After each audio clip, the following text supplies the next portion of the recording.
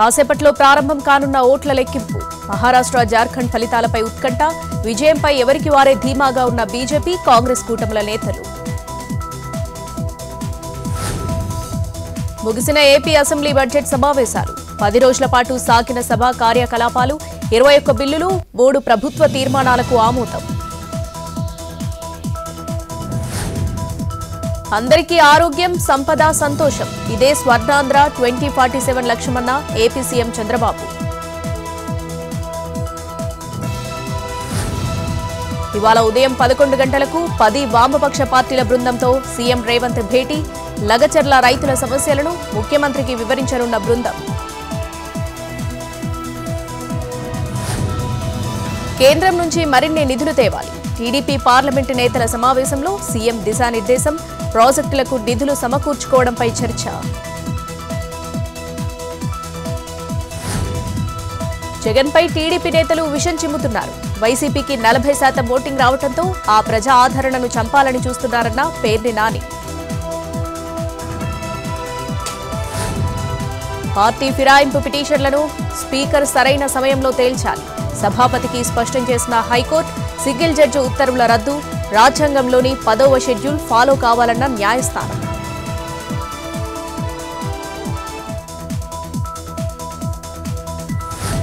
తెలంగాణలో ముమ్మరంగా కొనసాగుతున్న కులగణన.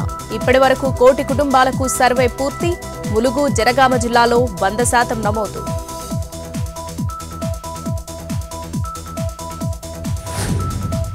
మరో 26 నియోజకవర్గాల్లో సమీకృత గురుకులాలు మంజూరు. ఉత్తర్వులు జారీ చేసిన తెలంగాణ ప్రభుత్వం.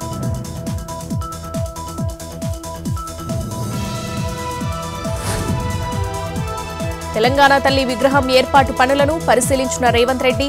కూలీలను పలకరించిన సీఎం. పనులు జరుగుతున్న తీరును అడిగి తెలుసుకున్న ముఖ్యమంత్రి. డిసెంబర్ 9న విగ్రహం ఆవిష్కరణ. కాళేశ్వరం ప్రాజెక్టుపై సోమవారం నుంచి మళ్లీ విచారణ. రోజుకు 14 మంది చొప్పున ఇంజనీర్ల విచారణ. ఐఏఎస్ అధికారులు, రిటైర్డ్ ఉద్యోగులను ప్రశ్నించనున్న జస్టిస్ ఘోష్ కమిషన్.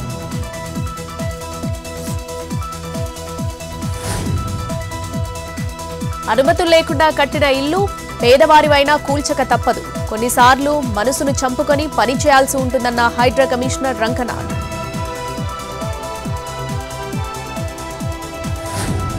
హైదరాబాద్లో యాంటీబయోటిక్స్ పేరుతో నకిలీ మందుల సరఫరా. 2 అదుపులోకి తీసుకున్న డ్రగ్ కంట్రోల్, ఎక్సైజ్ అధికారులు.